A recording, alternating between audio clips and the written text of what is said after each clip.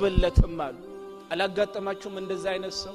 መስጂድ ማያውቅ ሰላት ማያውቅ ግን ሙስሊም ነኝ የሚል ሲያገኝክ በመተዋወቅ ብቻ የሚያወራክ እንዲያስብ እኮ አልተሳካልኝም፣ ሀገር ቤት እንደዚህ አዝኬ ተበላውኝ እኮ እንደዚህ ይላል አይደል?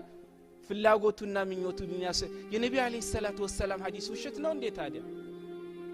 وجعل فقره في قلبي وجعل فقره بين عيني دهنتن ማለት ነው በሁለት አይነ መካከል ይጽፍለታል።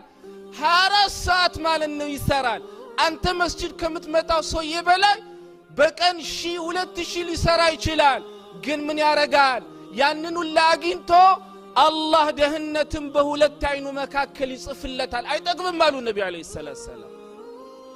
ሰላት ቶ ማለት ነው 24 ሰዓት በመሮጡ ካንተ በላይ መስጂድ መስጂድ ሳይመጣ ቀርቶ እቺን ከተማ ማለት ነው በአንድ እግሩ አቁሞ ስራ በመስራቱ ነገር ግን አሉ ያንን ሁሉ አድርጎ ለዱንያ ለአኺራ የሚባል ሰዓት ስላልሰጠ ያን ሁሉ አድርጎ አላህ ከጻፈለት ውጭ አያገኝም አሉ ነብዩ አለይሂ ሰላም።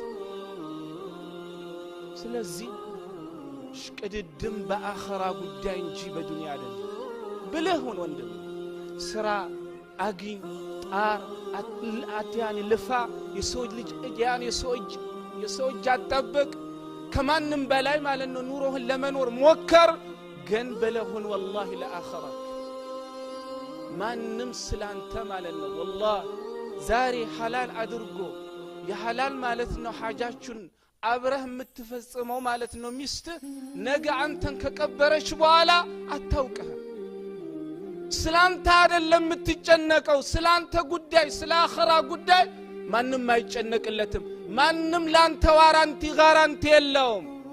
ነብዩ አለይሂ ሰላቱ ወሰለም ኢማሙና